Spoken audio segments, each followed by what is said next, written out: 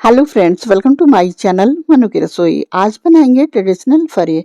ये फरे हमारे यूपी साइड में करवा चौथ पर जरूर बनाए जाते हैं पूजा के लिए। चलिए, सबसे पहले हमने लिया है यहाँ पर 1 कटोरी चने की दाल। इसको 4 घंटे पहले साफ करके हमने भिगो दिया था। दाल भीग गई है, धो करके इसका पानी निकाल दिया है। आप चाहें तो ओवरनाइट के लिए भी भिगो सकते हैं। दाल को हमने यहाँ ग्राइंडिंग जार में डाल दिया है। अब इसको छोड़ देते हैं। चलिए गैस की तरफ चलते हैं। यहाँ पर हमने गैस पर कढ़ाई चढ़ा दिया है। इसमें डाल दिया है 1.5 कप हमने लिया है यहाँ पर पानी, ये डाल दिया है। अब इसमें हम डालेंगे 2 चम्मच हमने लिया है यहाँ पर देसी घी।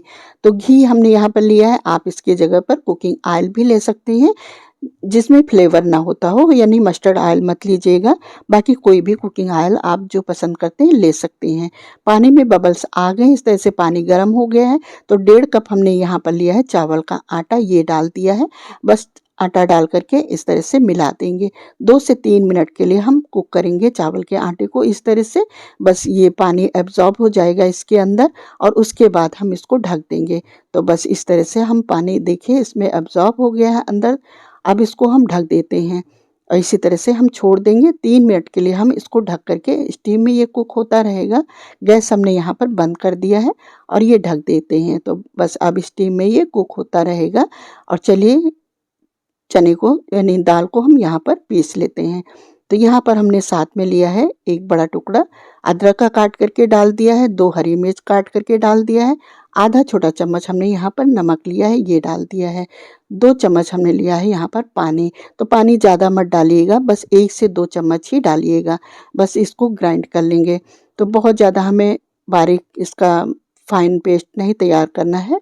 बस इसी तरह से हमें थोड़ा दरदरा ही रखना है। बस इस तरह से हमने इसको पीस लिया है। अब इसको निकाल लेंगे। आप किसी भी बाउल में इसको निकाल लीजिए, किसी भी बर्तन में। तो बस इस तरह से अब इसको चलिए निकाल लेते हैं। तो एक बाउल में इसको निकाल लेंगे। अब बाकी के जो मसाले हैं इसमें हम डाल देंगे। तो यहाँ पर हमने लिया है आधा छोटा चम्मच भुना हुआ जीरा पाउडर और थोड़ा सा हमने इसमें डाल दिया है हींग पाउडर। तो ये, और साथ में हम डालेंगे हरा धनिया, बारीक कटा हुआ हरा धनिया डाल देंगे।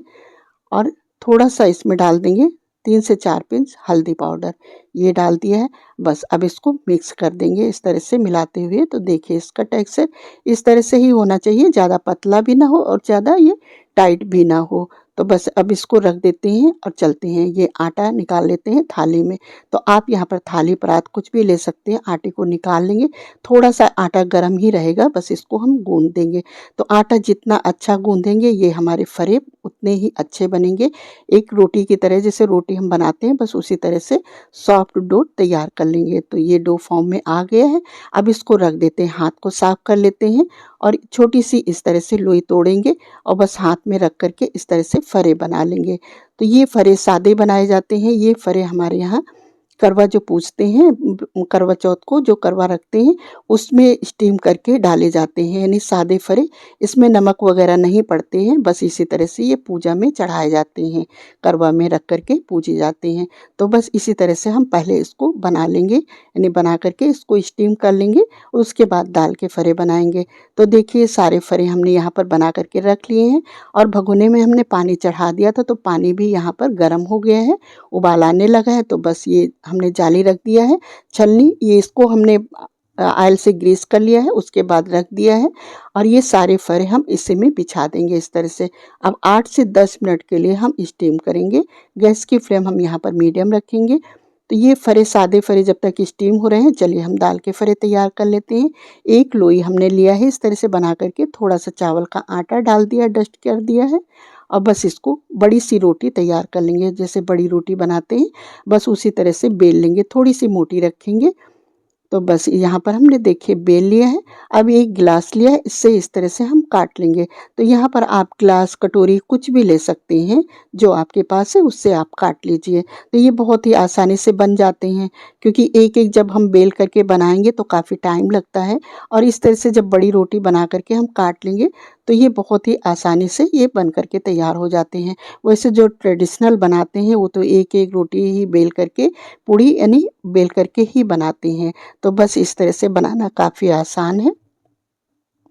तो बस इसी तरह से बाकी के जो हैं वो भी हम काट करके निकाल लेंगे। और जो एक्स्ट्रा आटा बचता है इसका लास्ट में हम रोटी की तरह बना करके और इसको भी काट लेंगे। तो इस तरह से देखिए कितनी आसानी से ये सारी पूड़ियाँ बन करके तैयार हो गई हैं। और इधर चेक कर लेते हैं तो देखिए ये 8 मिनट हो गए हैं, फरे भी अच्छे से कुक हो गए हैं। इनको उतार लेते हैं, थोड़ा-सा ठंडा करके बस इनको हम निकाल लेंगे। तो ये अब ये उसमें जो भगोना है उसमें हमने थोड़ा-सा पानी और डाल दिया है, क्योंकि पानी थोड़ा-सा जल गया था तो थोड़ा पानी हमने और ऐड कर दिया है। पानी जब तक गर्म हो रहा है तब तक हम ये दाल के फरे बना कर के रख लेते हैं। तो यहाँ पर देखिए एक पूड़ी उठाएँगे और उसमें इस तरह से ये स्टफिंग रखेंगे दाल की और थोड़ा-सा प्रेस कर देंगे। बस ये देखिए फरे बन कर के यानी दाल के भी इस तरह से तैयार हो जाते हैं। तो बस सेम उसी तरह से दूसरी पूड़ी उठाएँगे और बीच में इस तरह से चम्मच से रखेंगे ये स्टफिंग चने की यानी दाल की, और बस इस तरह से दबाते हुए हम इनको भी बना लेंगे फरे। तो ये देखिए दाल के भी सारे फरे यहाँ पर बन कर के तैयार हो गए हैं। अब चलिए इनको भी स्टीम कर लेती हूँ। तो यहाँ पर हमने ये जाली में जो लिया है, ये छलनी जो लिया है स्टीम के लिए, इसमें हमने बटर पेपर लगा दिया है, क्योंकि बटर पेपर लगाने से ये बिल्कुल आपस में चिपकेंगे नहीं, बहुत ही आसानी से ये निकल जाते हैं।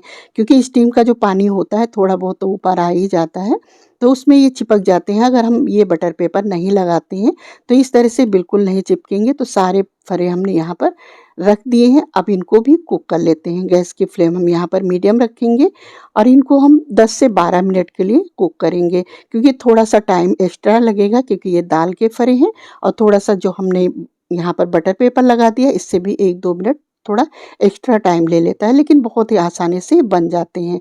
10 मिनट यहाँ पर हो गए हैं, खोल कर के चेक कर लेते हैं।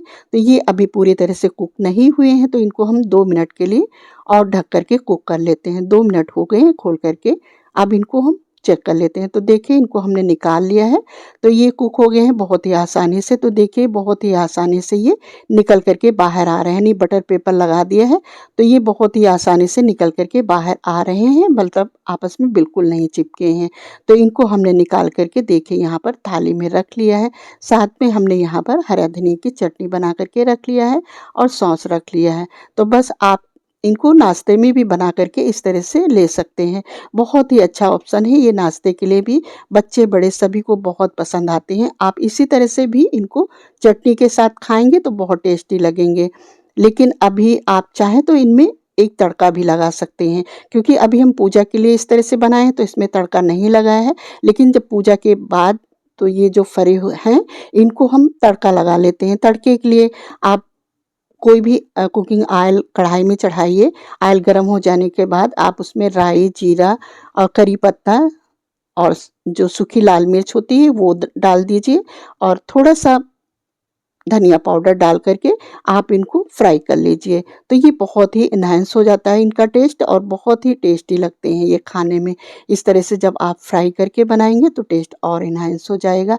और साथ में आप चाय वगैरह ले लीजिए तो ये बहुत ही टेस्टी लगते हैं। ये फरे शायद मतलब सभी को पसंद आते होंगे, बहुत टेस्टी लगते हैं और बहुत ही अच्छा ये ब्रेकफ़ास्ट भी है। तो आप इसको ज़रूर बनाइएगा, इस तरह से बच्चे बड़े सभी को बहुत पसंद आएँगे। बहुत ही टेस्टी लगते हैं ये चने के दाल के मतलब जी ये जो फरे होते हैं, ये बहुत ही आसानी से बन कर के तैयार हो जाते हैं।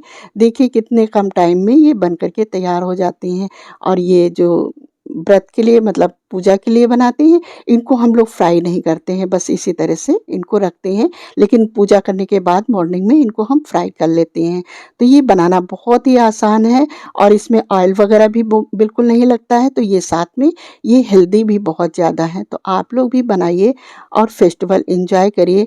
आई होप कि आज की रेसिपी आपको पसंद आई हो, तो वीडियो को लाइक, चैनल को सब्सक्राइब करना बिल्कुल मत भूलिएगा। मिलते ही इसी तरह से नेक्स्ट रेसिपी के साथ। Thanks for watching.